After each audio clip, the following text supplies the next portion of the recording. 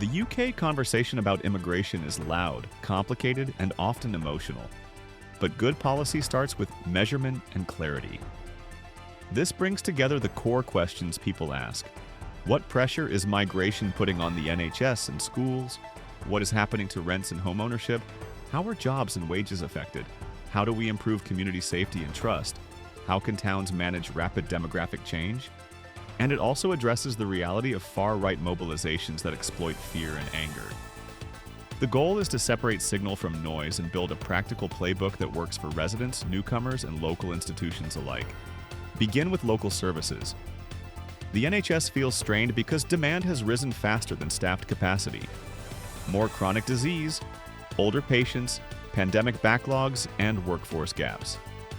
Migration interacts with this in two directions at once. New arrivals add patients, but migrants also staff the system as doctors, nurses, care workers, porters, and pharmacists who keep wards open. The right question for a council or integrated care board is not, does immigration increase pressure? But where, when, and by how much relative to the staff it brings. The measurement plan is concrete. Map GP registrations, AIGE attendances, and elective waiting lists against changes in population by age band, track staff, headcount by role, origin, and vacancy rates, and layer in travel to treatment times. If a borough sees patient counts up 8% and nurses up 2%, that is a capacity gap problem, not a cultural one. Funding then follows the data. Rapid response primary care clinics and growth wards, targeted interpretation services where language needs spike, and ring-fenced funds for school places tied to actual pupil counts rather than outdated projections. Schools tell a similar story. Pressure shows up first in admissions and special educational needs provision, not in test scores.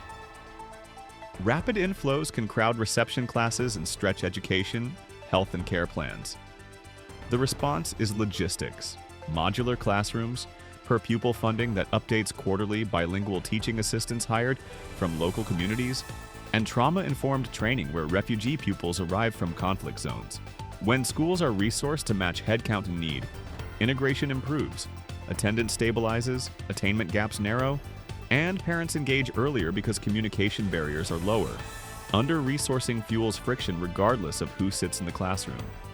Housing is where feelings run hottest because it hits every paycheck. UK rents rose because demand outpaced supply. Years of underbuilding, slow planning, aging stock leaving the rental market, and mortgage costs feeding through to landlords.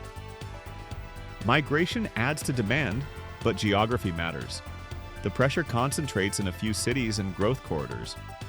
A council that wants to help residents today does three things at once. Accelerate approvals for infill and conversions that create near-term lettable units. Ring-fence a slice of new builds for key workers so teachers and nurses can live near work. And enforce standards to prevent illegal, unsafe HMOs that undercut wages and destabilize streets. The long game is simple if politically hard. Build more and build near transport. The short game is targeted. Bring empty homes back, unlock above-shop flats, and support renters with predictable, enforceable standards so the worst actors cannot offload costs onto neighbors. Jobs and wages require careful disentangling. At the national level, immigration has small average effects on wages. The real variations happen by sector, skill, and region. Employers recruit migrants when there are shortages: care, hospitality, logistics, agriculture, parts of construction, and because training pipelines lag. The risk for local workers is not a foreign competitor. It is a business model that relies on churn and low standards. The fix is enforcement and ladders. Raise the floor by auditing wage theft and illegal deductions. Fund English for work and short boot camps that turn a 6-month job into a 2-year pathway. And link employer sponsorship to verifiable progression so visas are not a lever for abuse. Where unions and councils partner with employers on skills compacts, wages and retention improve for everyone. Where enforcement is lax, bad actors import precarity along with people. Community safety and trust live or die on first contact. People are more likely to report crime when they believe they will be treated fairly and understood. Practical steps work. recruit and promote bilingual PCSOs and officers, create clear firewall policies so reporting a crime does not trigger immigration enforcement in routine cases, run pop-up police surgeries in faith halls and community centers, and publish stop and search data with neighborhood explanations so residents see patterns, not rumors. When people believe the police care about their street as it is, not as it was, they cooperate, and crime data becomes more accurate.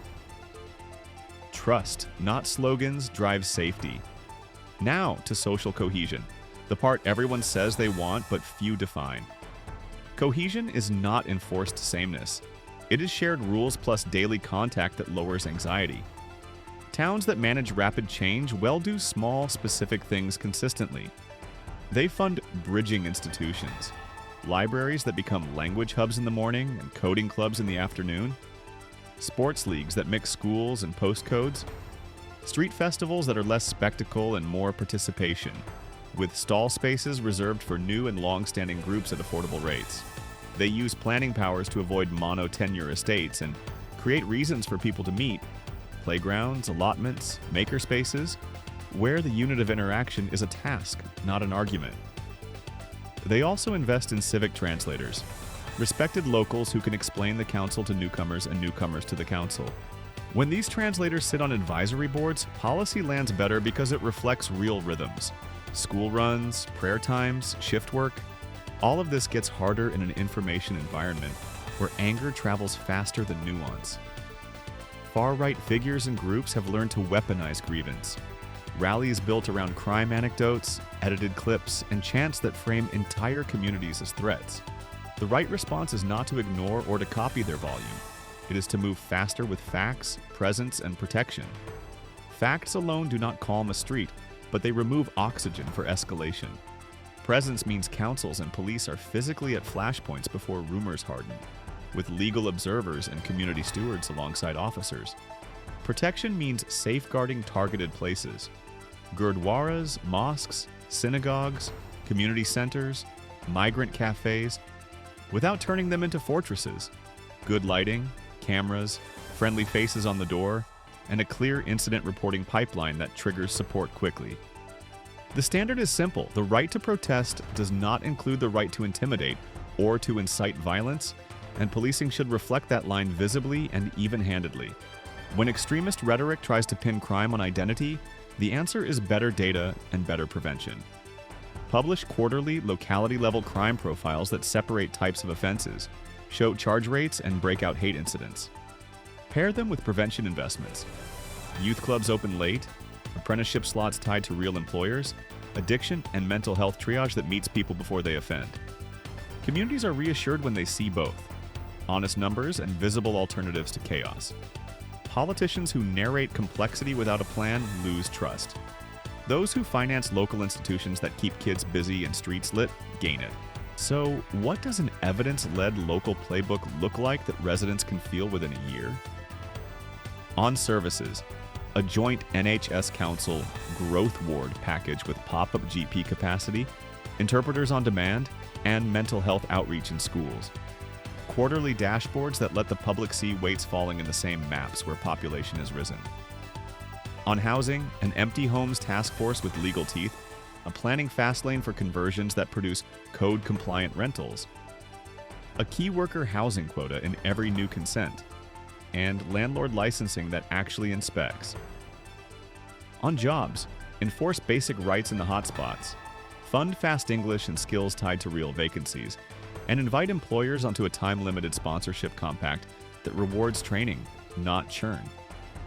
On policing, recruit from the neighborhoods that call the most, install mobile stations on market days, and publish stop and search and response time data that a layperson can read. On cohesion, budgeting that protects libraries, sports pitches, and youth spaces first. Grant rules that reward mixed group projects, and a civic translator cohort paid modestly to sit at the table where decisions are made. At the national level, the debate needs guardrails that keep local work possible.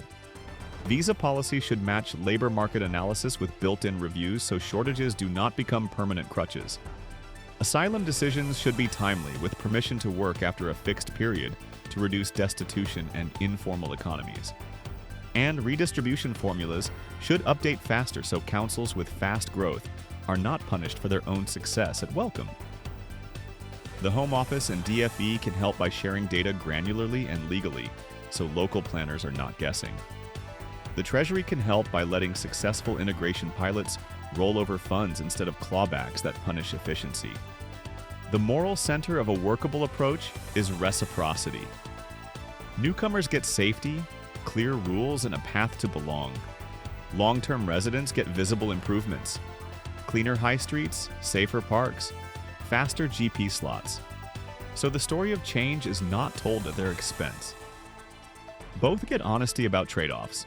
The UK needs people to staff care homes and hospitals, to build houses and drive deliveries, and it needs the houses and clinics that allow that work to land well. When government names the exchange and delivers on the basics, the temperature drops. When it hides the exchange or leaves the basics to chance, the temperature rises and the fringe sets the script. As for the rallies and street theater that seek to turn neighbors into enemies, the counter is to widen the circle of people with reasons to protect the local commons. Shopkeepers, football coaches, aunties who run breakfast clubs, faith leaders with crowded calendars, and teenagers who want music venues more than megaphones. Give them grants, space, and a say, and they will show up when it counts. The UK's best defense against polarization is not a ministerial line. It is thousands of boring, durable civic routines that keep difference from becoming distance. None of this denies the frustrations people feel.